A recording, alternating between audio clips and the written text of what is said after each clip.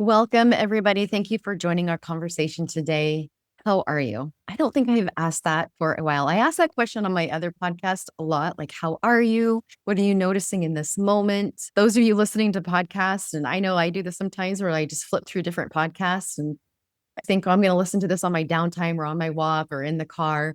But are we really taking downtime? Are we really stopping? Are we really pausing? And so if you have been go, go, go, if you're turning on this podcast, maybe in a hustle in some way, join with me for just a moment and take a breath. Just pause, breathe, notice your body, notice your breath, notice yourself in this moment. Maybe notice some colors around the room. Pause. We really are grateful that you're here with us. As always, we envision you with us in a conversation. We don't want to talk out you, but with you, which means I want to notice you and I want to be mindful of those of you that are listening. So I'm going to pause and just take a breath and notice my body in this moment as well. It really is part of the topic that we're talking about today, patience. There's a couple different aspects around this word and the meaning behind this word. And the reason why I thought it would be a good idea to talk about patience, I'll share in just a moment one aspect of it that we want to address today. I think having patience with yourself is where I'd like to start when we are experiencing betrayal. And for those of you who are the betrayer and are working through sobriety, working through recovery, either way, on either side of the street right now, is a level of patience that we need to have with ourselves that all too often, Alana, I see our clients resist, avoid, and really not aware of how much we are impatient, how much we're just mean to ourselves, feeling unnecessary guilt and pressure in so many ways. I just got off a call with a client and I literally said to her, please, please, please have so much compassion. And immediately she noticed a part of her resist that. I don't want to have compassion. I don't want to have patience. I don't want to slow this down. So notice when that comes up for you, especially in this conversation today around patience. I'm just going to right out of the gate, cultivating patience for yourself is key in this work. Mhm. I like that you just use the word cultivating because cultivate doesn't mean we just twiddle our thumbs and hope it magically shows. There it means that you're putting in some effort into that, some energy to allow that to be a process. Because I'll just validate it makes sense that you want to move forward quickly and not be in this place. So, of course, there's going to be that struggle to have patience. And as much as we try to push things forward faster, it doesn't work. And on the contrary, it actually slows things down. So, as we can lean into patience, we go slow to be able to go fast. Yeah. And with that, I'll just my own brain's interpretation sometimes with patience is my brain says, well, you're putting life on hold. You're putting recovery on hold. You're putting everything on hold. Patience isn't putting anything on hold. And I think that's really important to let that sink in and recognize if your brain is being really sneaky there by, well, if you're patient, then that means you need to stop doing work. That's not what we're saying in this conversation today. So I also want to clarify that. And it leads me to why I think this topic is important and where it came up for me is when I'm working with a betrayed partner, I often hear this word patience come up as a way to negate reality. Like, I need to be patient with my partner. And it's coming after a conversation, it's coming after them sharing the reality that their partner's not doing the work, that their partner is continuing to cause harm, that their partner is not sober, the partner is not in recovery, that these behaviors, unhealthy patterns and behaviors are repeating, and we're recognizing the cycle. It's in that recognition of the cycle of these patterns that I will hear this thought come up in my partner's brain. Well, shouldn't I just be patient? Don't I need to have patience? Am I not supposed to have patience with this? Isn't this something that's supposed to happen and I just need to be patient? That's the type of patience that I want to talk about for a moment is when it's being interpreted as I have to stay in an unsafe situation for the sake of patience. And it's not truth. That's where I think this word's being misused. It's so interesting. And we're going to look at both sides of this. Yeah. But I know that there are therapists out there and CSATs out there specifically who, in working with betrayed partners, they they go, okay, the work and the time it takes to get their significant other to where they want to be takes time. And I wish I could help the betrayed partner just be patient in that process. So I hear that from therapists. Yeah. And and there's truth to that. There's truth that the healing work from the person who's seeking recovery is long and extensive. Hmm. And so I'm not like what we're laying this foundation for is we're not negating that. Mm-mm. And those therapists are correct. And what you're talking about, Amy, is an excuse for still having boundaries crossed or for lying or excuse for continual manipulation, excuse for continual abusive patterns or abusive communication. Hmm. That, and then not wanting to see that or take action in that. So the partner then swings into this place of like, well, I just need to be patient, which then moves them out of reality. And out of agency. Exactly. What the therapists over here, myself included, are requesting is actually that the partner is in reality to see that, yes, it takes time, but I'm not asking any of my partners to tolerate, accept, or ignore poor behavior. I don't want them to swing over to the opposite side and step out of reality over there. This Mm. truly is in this place of patience, seeing realities on all sides. Yeah. And going along with what you're saying, like you can love them, you can hope for them, you can cheer their recovery, and still you're using that word and still choose to hold your boundaries and not accept unhealthy, abusive, destructive behavior. Where I see this word patience get misused, misunderstood, is that right there. Question for you. This is Yeah. not part of our agenda, but could this patience go into betrayal blindness? The whole concept of betrayal Mhm. blindness is that to maintain the attachment, our brain naturally wants to not see certain things because we can't maintain that close attachment while seeing reality. Therefore, our brain wants to go into that betrayal blindness so I can still stay close to my partner. Mhm, Do you mhm. think some of that I just need to be patient plays into this? Oh, 100%. I think a lot of fear is underneath this too, because if I'm not patient, then what? Then I see reality and then I have to make it I have to make a choice. So sometimes patience is also rooted in this unhealthy patience, rooted in fear of the unknown, I think too. So maybe, yeah, patience denial. Well, okay, and then that I have to make a choice idea concept. Um, Mhm, it's interesting because I'm trying to think how I want to say this. One of the things that I have to do with partners is help them understand that they're constantly making choices. mhm, And when I go into this place of just saying, I need to be patient, I'm almost choosing to not think about the choices I'm making.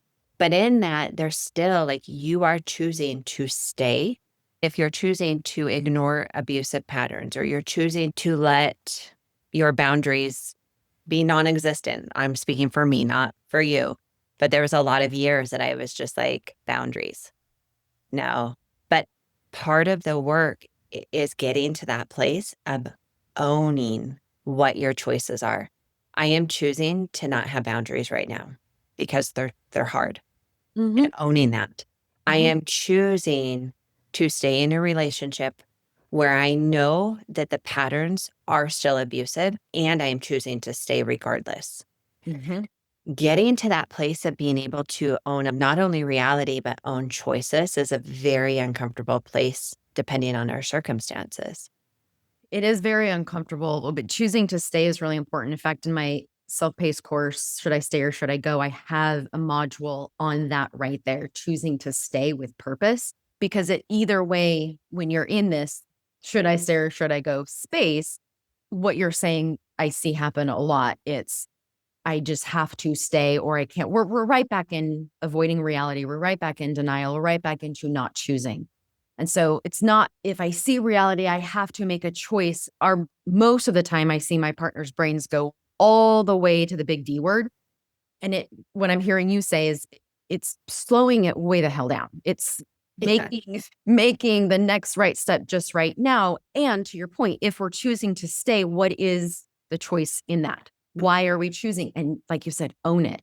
There is when you step into that, because it's still power, that's a shift in energy. It's a different kind of energy than the denial and the unhealthy patients that we're talking about. It will move you forward in a forward moving direction and it'll take you somewhere. We just don't want to go backwards. That's a big fear for a lot of our listeners and our clients, right? They don't want to go backwards. So we're not saying move forward to the big D word and get rid of patience. This is really all about stepping into your power moment by moment with reality. So while we are watching, we've said this so many times, we're watching the other person's feet, the person who betrayed, we're seeing if their actions match their feet, waiting with wisdom rather than waiting with wishful thinking. And I think that goes back to reality, right? Mhm. Seeing things as they really are. I really love that. The waiting with wisdom. If there's one word that I could give to betrayed partners just to hold close to their heart and keep in their pocket, it's wisdom. It's be wise. Like often I'll ask my clients of what is the most wise choice here? Instead of thinking like, what do I want? What should I do? What's most wise? Because it's interesting when you bring in that word, how it shifts you almost to access deeper knowing, wiser parts of you.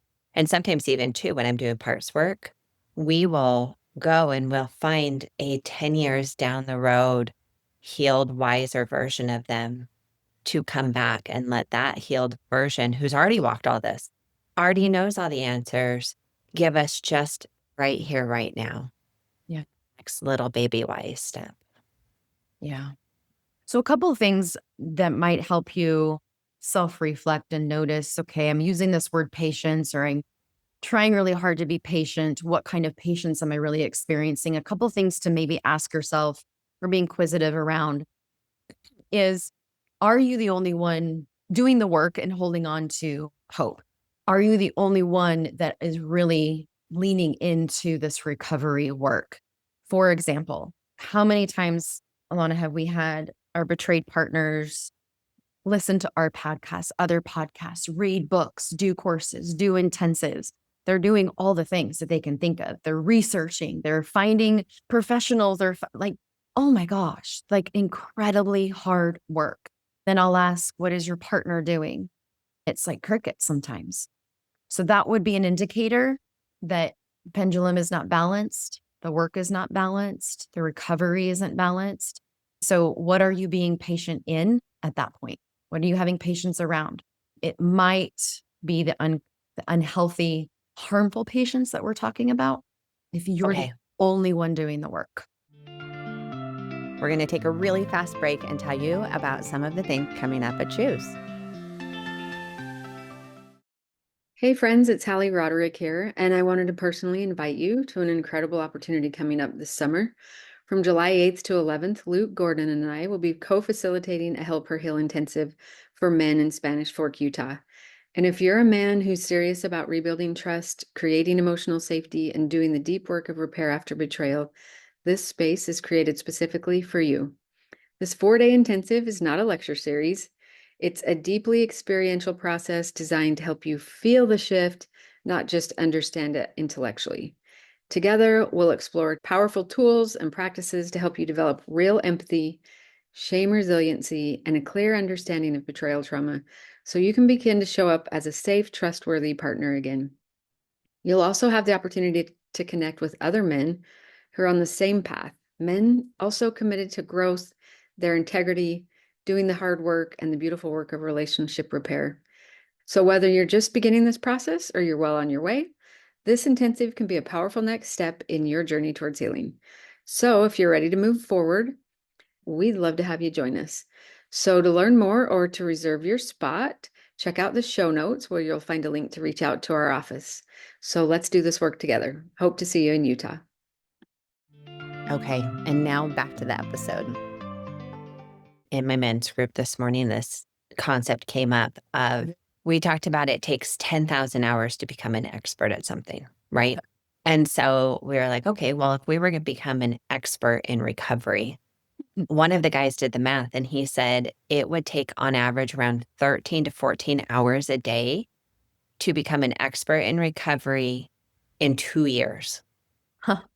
Which is like from the moment you wake up till the moment you go to bed, right? Yeah. And then I think about these individuals who come and they go, okay, I don't want to do these behaviors anymore. I don't want to be this person. Can you help me? And then they go, but I don't want to do group and I just want to see you twice a month. Okay. Well, you can, but let's just do the math here. Mm-hmm. If you're going to come see me and sessions are 50 minutes, twice a month, that's 50 minutes times 2 is 100 minutes out of the entire month. Not even 2 hours out of the entire month.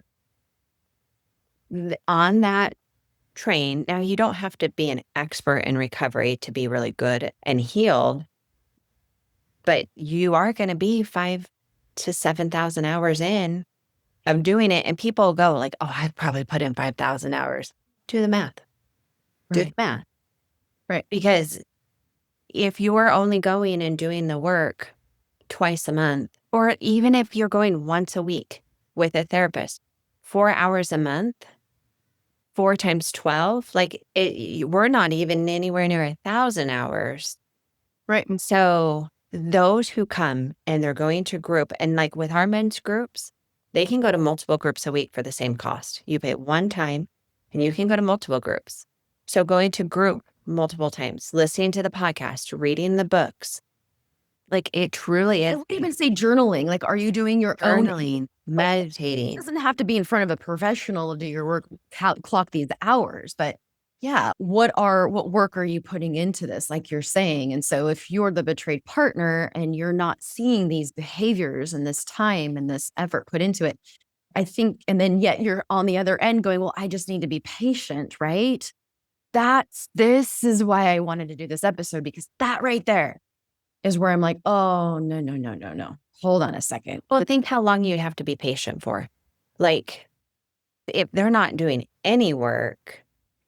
This is unfortunately what I see happen in the meantime is what I often see is betrayed partner starts to decline in well-being and her mental emotional state starts to decline, all in the name of being patient.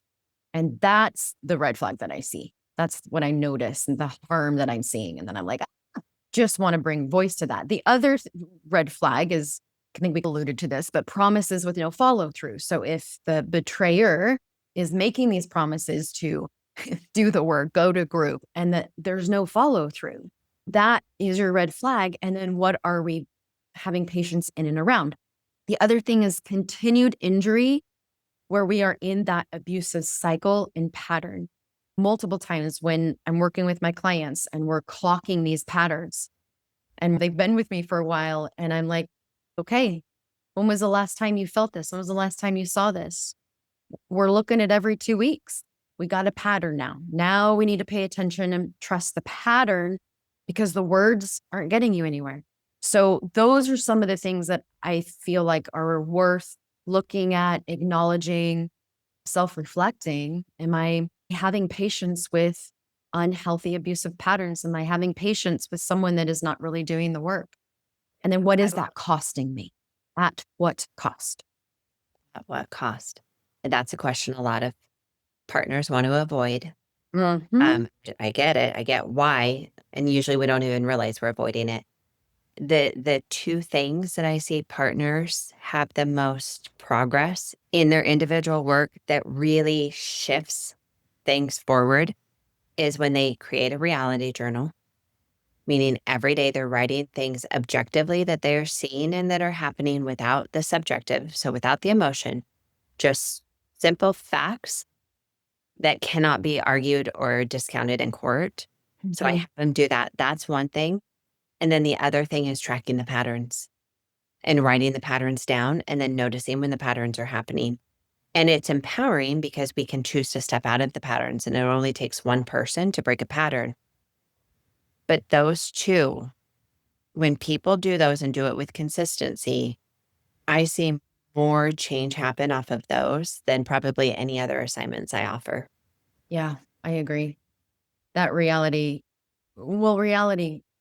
puts you in power, keeps you in a agent power mode, I call it. And when we're not making space for reality, I think that's when most of the time I see people trying to rearrange everything to avoid the pain. And I get it. I get Try it. to create the reality we want versus the Well, reality that is. because it's less painful. That makes sense. You're going to have a lot of really brilliant protector parts that rearrange reality so that you don't have to feel the pain, but it's keeping you stuck. The longer you are stuck in these unhealthy patterns, the less self trust you have, the less of compassion you have, the less ability you have to access that choice. Notice for you, wherever you are at in your journey, ask some of these questions and just self reflect. What kind of patience am I having? And what does that word really mean to me? And what do I want it to mean in my circumstance right now? Because some green flags, things that are showing you are having that and where patience can be honored is when there is transparency happening from the other partner and consistent truth telling. We talked about this before, Alana. Maybe I don't want to go too far into this, but we've talked about the difference in recovery and how there is some ups and downs in recovery, but there is consistent truth telling in it. It isn't the slipping along with the lying and those patterns of deceiving along with the slip. There's slip and truth telling and transparency along with it. That's how we notice the difference. So if you want to have patience with someone in recovery as they slip because they're still being transparent and truthful with that, I think that's patience that you can honor for a time when boundaries are being respected. So, for example, a great boundary along with what I just said before is we've given this one so many times, Alana, if you lie to me, I need to know within 15 minutes, come back, tell me you lied and tell me the truth. If you slip, I need to know within 24 hours. Right? That's a beautiful, healthy boundary. And are those being respected and honored? If they are, then you can decide if that's the kind of patience you want to keep choosing to have with someone that is working recovery. This is a huge one. Huge one.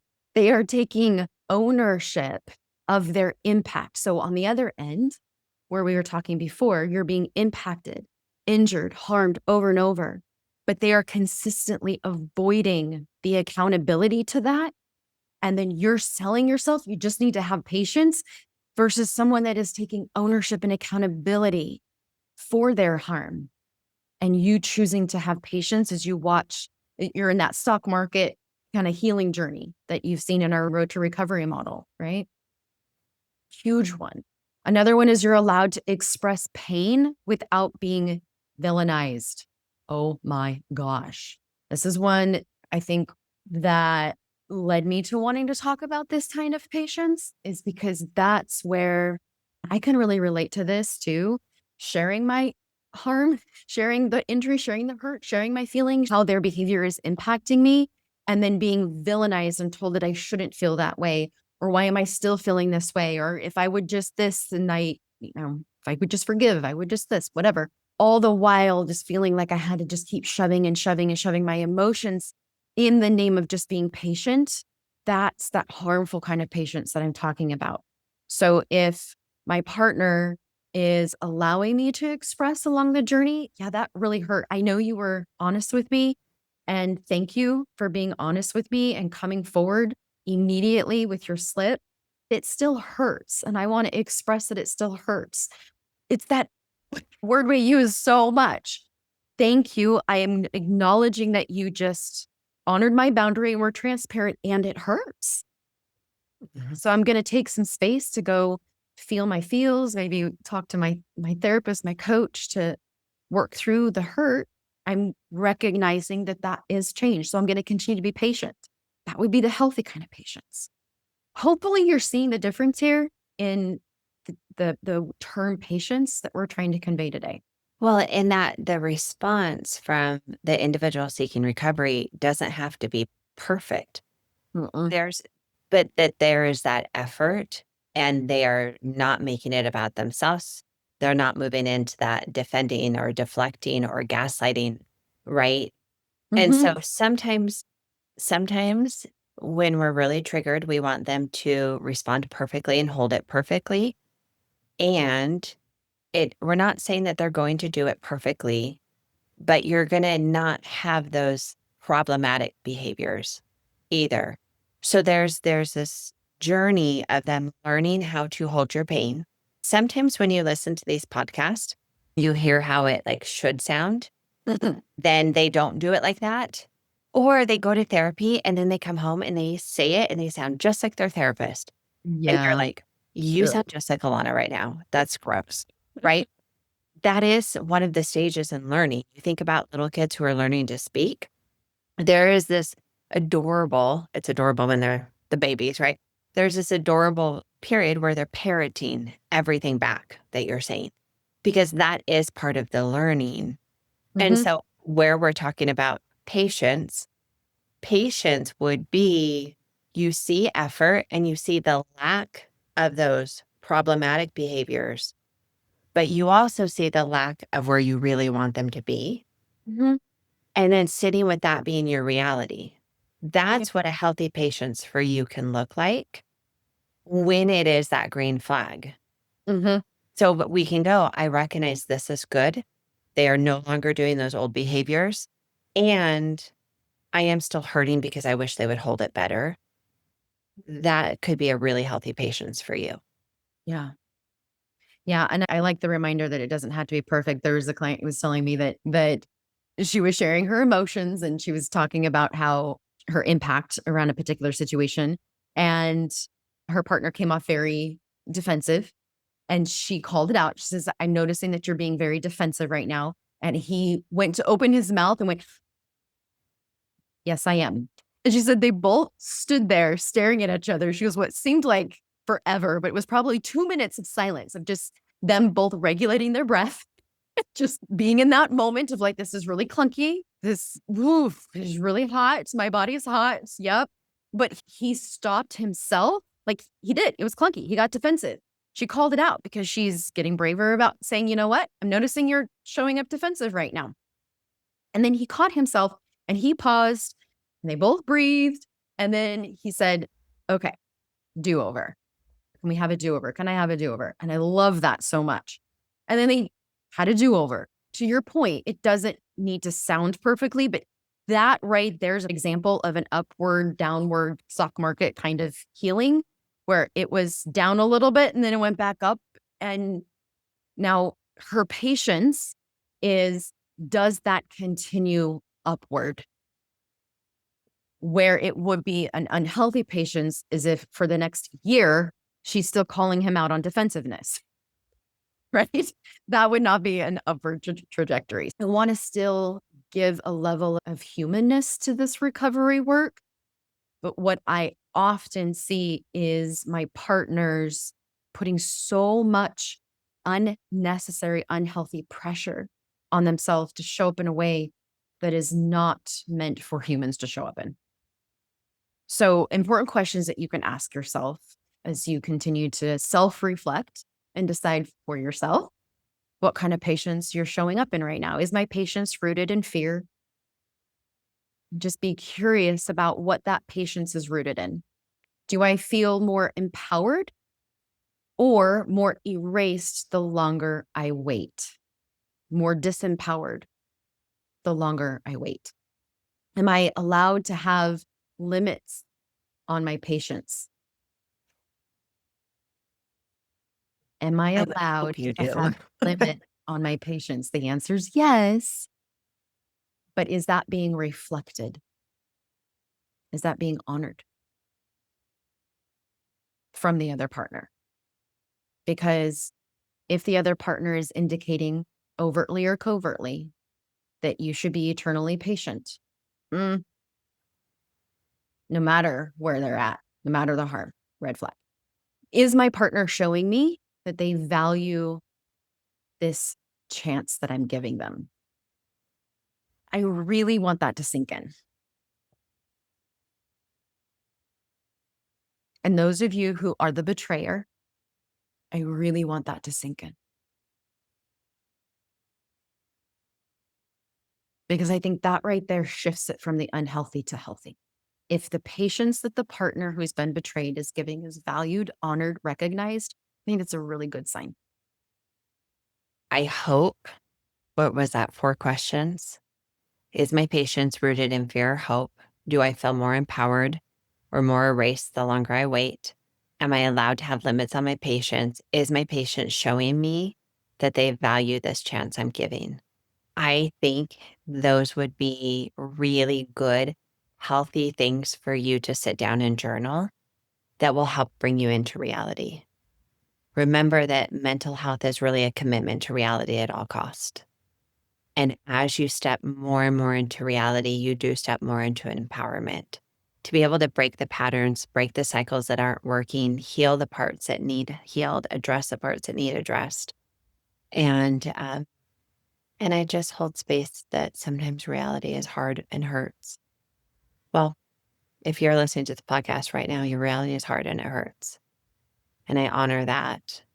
And this does not have to be your resting place. Healing is possible. And here you are as you're listening to this shows your commitment to that healing. Be patient with yourself, be gentle with yourself, and keep putting one foot in front of the other. So, as always, thanks for hanging out with us this week. And we look forward to seeing you all next week.